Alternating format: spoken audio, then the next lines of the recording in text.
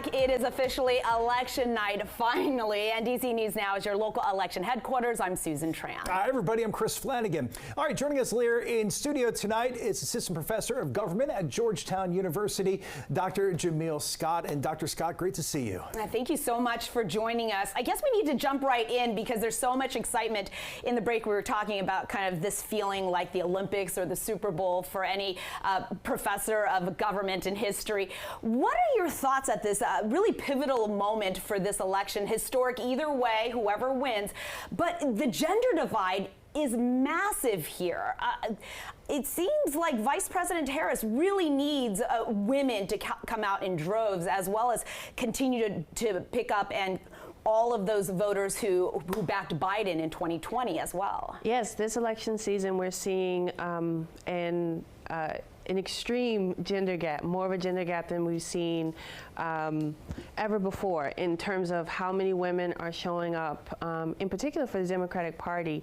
And so I think this election year, it'll be very interesting to see how this matters for relationships, as an example, right? If you've seen some of those ads that have been speaking to the question of whether or not you'll tell your partner how you voted, right? This will be an election where we really have to think about how partisanship matters because we're in a polarized era of politics.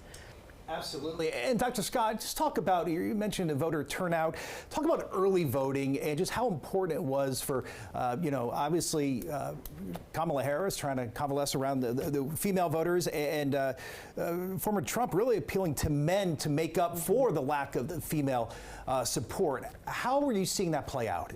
Yeah, so we're seeing a very large voter turnout, early voting turnout, particularly amongst women. But one of the newer patterns that we're seeing is larger early voting amongst Republicans. So that was a problem in 2020, but we're seeing more Republicans showing out for early voting. So that will be helpful for some of the key races that we're watching here in Maryland and I think in Virginia as well.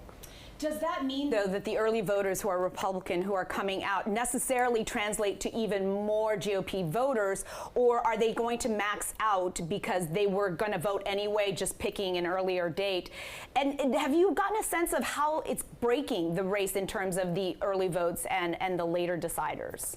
Yeah, so that's a really good question. So what we are seeing, it's not all of the polls have closed, so we can't really tell completely how the patterns are shaking out in terms of voting, but it seems to be the case, as it has been in the past, that more Democrats are doing early voting. As I mentioned, we're seeing a larger pattern of Republicans showing up for early voting. And so I think that this race, we will have a long night, particularly when it comes to the presidential race, because I don't think we'll have an answer tonight. But I think that early voting, if early voting is any indication, there's a lot of excitement around this race, and the line seemed very long today across states. So I think there will be people there even after that 8 p.m. cutoff, because I think they'll still be in the line even after that time. Yeah, absolutely. And early voting, they had about 81 million early voters across the country, and we didn't find out in 2020 until Saturday morning the race was called. So yeah, it could be a few days still, another one. Dr. Jamil Scott from Georgetown University, much appreciated. Thank you.